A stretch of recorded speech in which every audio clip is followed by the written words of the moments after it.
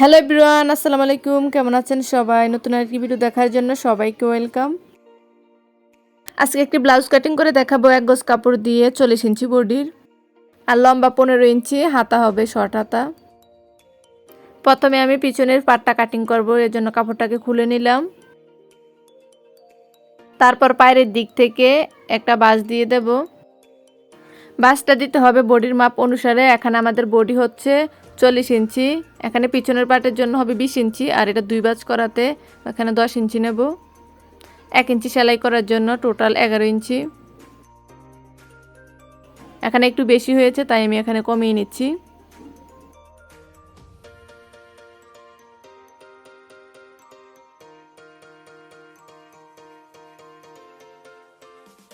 তারপর এখন লম্বার মাপটা নেব। প্রথমে আমরা বাড়তি কাপড়টি কাটিং করার জন্য আধা ইঞ্চিতে একটি দাগ দিয়ে দেব।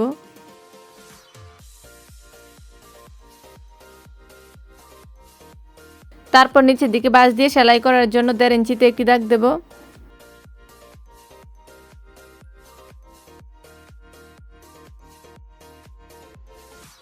তারপরে এই দাগটা থেকে লম্বার মাপটা নিয়ে নেব। লম্বা হচ্ছে 15 ইঞ্চি, 15 ইঞ্চিতে একটি দাগ দেবো, আর আধা ইঞ্চি বাড়তিতে একটি দাগ দেব সেলাই করার জন্য।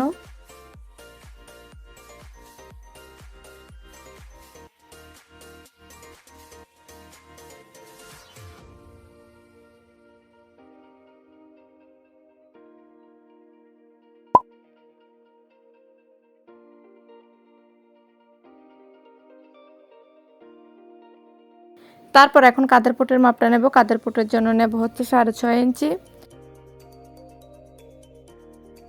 আপনারা যদি পিছনের গলাটা ছোট দিতে চান তাহলে এখানে 7 ইঞ্চিও নিতে পারেন। তারপর বডির মাপ বাহির করার জন্য নিচের দিকেও দিয়ে দেব 6.5 ইঞ্চিতে একটি দাগ, এবং এদিকেও দিয়ে দেব হচ্ছে 6.5 ইঞ্চিতে দাগ, এবং দাগটা মিলিয়ে নেব।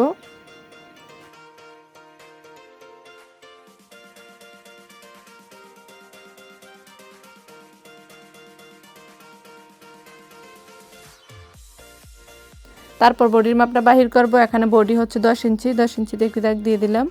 তারপর এখান থেকে হাতার শেপটা দিয়ে দিলাম। এখন আমরা গলার মাপটা নেব। গলায় হচ্ছে এদিকে দেবো 2.5 ইঞ্চি, আর নিচের দিকে হচ্ছে 5 ইঞ্চি। এখানে আমি সামনের গলা এবং পিছনের গলা দুইটাই সমানে দেব।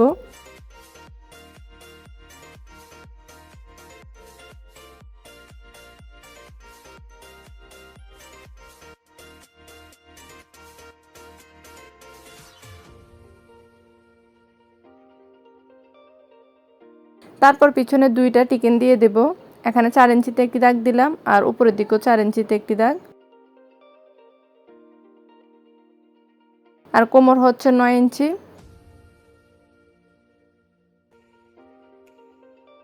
এখন দাগগুলো মিলিয়ে দাগে দাগে কাটিং করে নেব। এখানে আপনারা যদি আরও বেশি বডি বানাতে চান, যেমন 42 ইঞ্চি অথবা 44 ইঞ্চির, এই মাপগুলো সমান দিলেও হবে।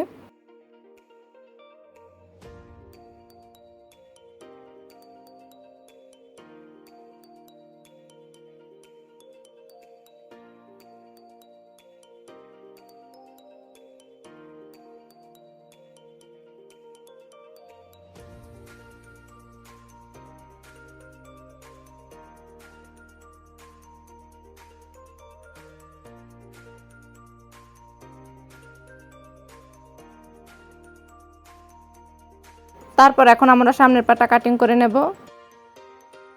কাপড়টা যে কোনো দিক থেকে আপনারা কাটিং করে নিতে পারবেন সামনের পাটটা।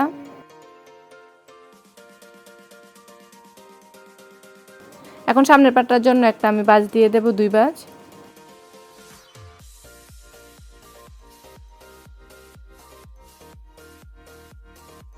তারপর এটা বসিয়ে নেব। তবে মনে রাখতে হবে নিচের দিকে এবং বডির দিকে 1 ইঞ্চি কাপড় বেশি রাখতে হবে, কারণ সামনের পাটে টিকেন বেশি হয়। আর বাকিগুলো সেমই থাকবে। এখন দাগ অনুসারে আবার কাটিং করে নেব।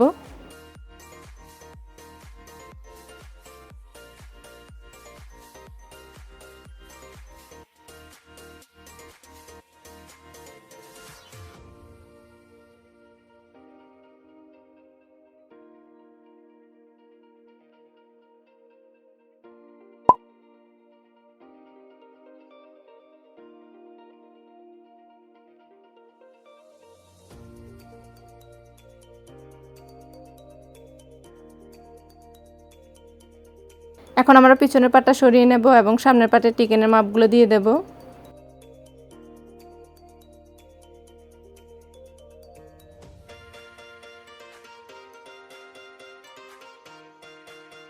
এখন সামনের পাটে দিকটা 1/2 ইঞ্চিতে একটি দাগ হবে, কারণ এদিকে গুদাম বসাতে হয়।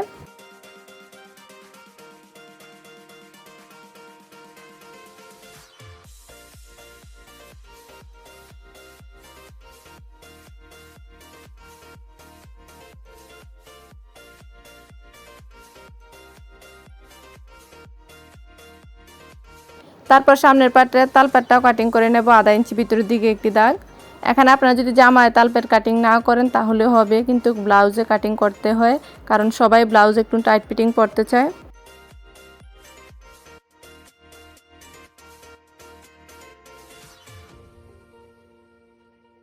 তারপর সাইডটা টিকেনের মাপ দিয়ে দেবো। এখানে আমি 5 ইঞ্চির দিক থেকে একটি দিয়ে দিলাম।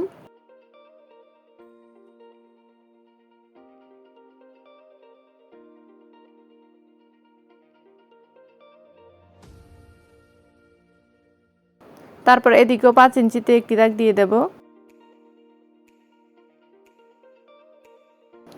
আপনারা একটু লক্ষ্য করবেন কিভাবে সাইডটা টিকেন দিতে হয়, কোন দিক থেকে কোন দিক থেকে। হাতার দিক থেকে একটা আর সাইডের দিক থেকে একটা। এখন আমি গোল করে ভিতরের দিকে একটি দাগ দিয়ে দিলাম। এখানে 1 ইঞ্চি ভিতরের দিকে করে আমি, এখানে যদি 44 ইঞ্চি বডির জন্য আপনারা তৈরি করেন তাহলে এখানে 1.5 ইঞ্চি ভিতরের দিকে দাগ দিয়ে দিবেন।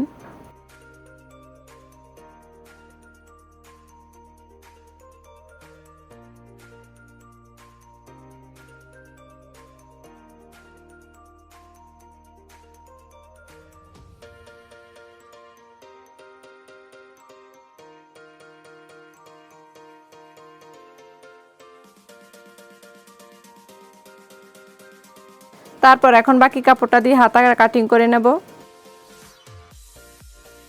হাতার জন্য কাপড়টিকে 2টা কাপড়কে 4 ভাঁজ করে নেব।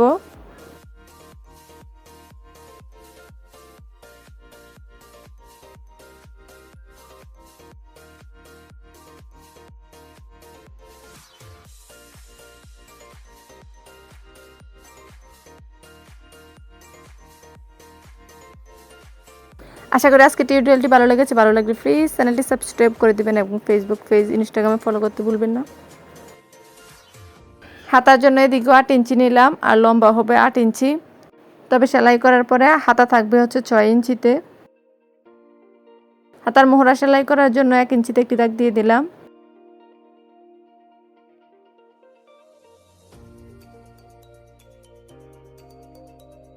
তারপর 3 ইঞ্চিতে একটি দাগ দেব হাতার মোহরা শেপটা দেওয়ার জন্য।